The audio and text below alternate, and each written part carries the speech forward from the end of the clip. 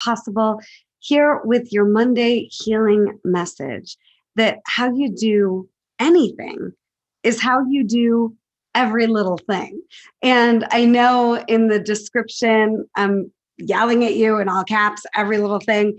I am yelling at you to understand what I'm saying. And then do you have to do anything with it? No. Do you have to agree with me? Of course not. I want to shake things up a little bit for all of us around really considering that how we do anything is how we do every little thing. And I learned this from my first coach and mentor, Carol Reynolds, saying how you do anything is how you do everything.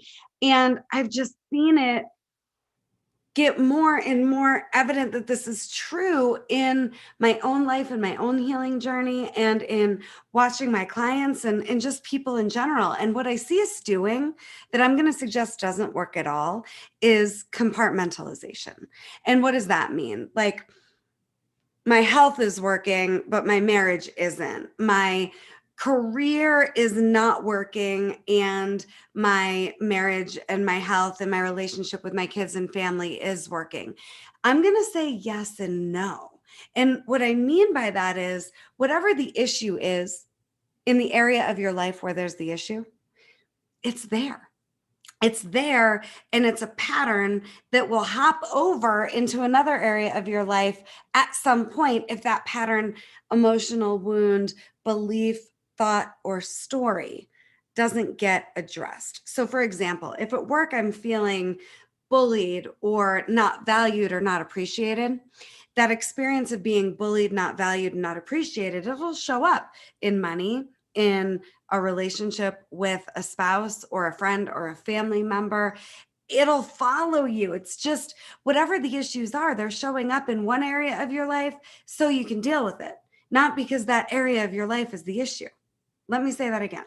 So the issues that are showing up in any given area of your life, they're showing up in that area of your life so that you can deal with it. And if you don't, they're going to follow you to another area of your life. It's not the compartment that you're putting your issues into that's the problem. Spirituality, health, wellness, finances, the list goes on. It's you've got a pattern that's in your life that's showing up in that area, and you have everything you need to heal it, to blow it out, and to transform the pattern so it doesn't follow you. I used to joke that I don't get sick. I didn't have time to get sick. I don't get sick. I could, after running marathons for years, just after maybe not running for a couple of months, decide I did this, was going to run the Boilermaker in upstate New York, a 15K race. I had this arrogant, I don't get sick, I basically am superhuman way that I was talking to myself, way that I was living, way that I was presenting, and then cancer. And it was true. I wasn't getting sick. And then I did, right? So these patterns will follow you, will confront you, will haunt you until you face, move through, and conquer them. And when I'm saying how you do everything is important to look at, what I'm saying is the goal is to actually be more gentle with yourself, not harder. The goal is for you to see, I've talked about this recently, your best is enough. And let's not think that letting ourselves off the hook is actually that effective either, because it isn't. You in your least is your best. You in your best relationship is how you could be everywhere. You showing up the least in relationships just gives you an indicator around where you can up your game, and be gentle with yourself. This is complicated and simple all at the same time. But I want us raising the bar because we can. And then I want us to have compassion for where we are and where we've been being enough. But let's not let ourselves off the hook, and let's let ourselves surrender into being more and more aware of where we're our best, where we could up our game even more, And only then can we actually be free, in my opinion. And only when you can see your life in the grand perspective, not in little boxes that you're compartmentalizing into, but all of it, can you relax more into your power and into freedom and make even more of a difference for you and for people. And I do believe how you do anything is how you do everything. When I don't want to work out in the morning, I go, well, how I approach this commitment to myself is an indicator of how committed I am to myself and to anything I commit to. So I better do the damn workout. And I don't have to, but I can and I get to. And I do. I play a game with myself like video cameras are following me around 24/7, watching what am I going to choose now?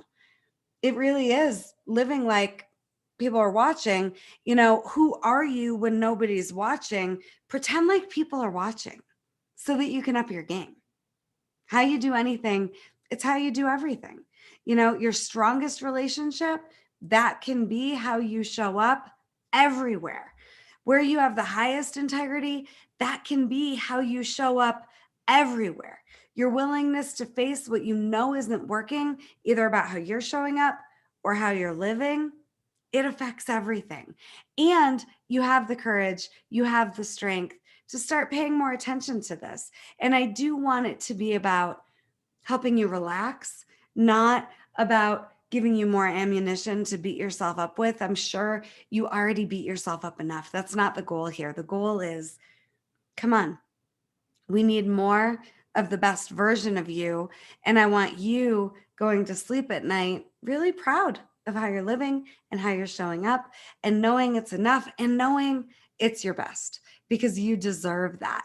Join me in the Free Healing is Possible community for more great healing messages, tools, curriculum, and light. And if you haven't already, make sure to go to RebeccaSilence.com, take my free quiz around how you can start healing your heart right now and start your healing journey with me right now because you're worth it and because we need you. How you do anything is how you do every little thing. And I'm going to suggest that's good news. And I'll see you soon.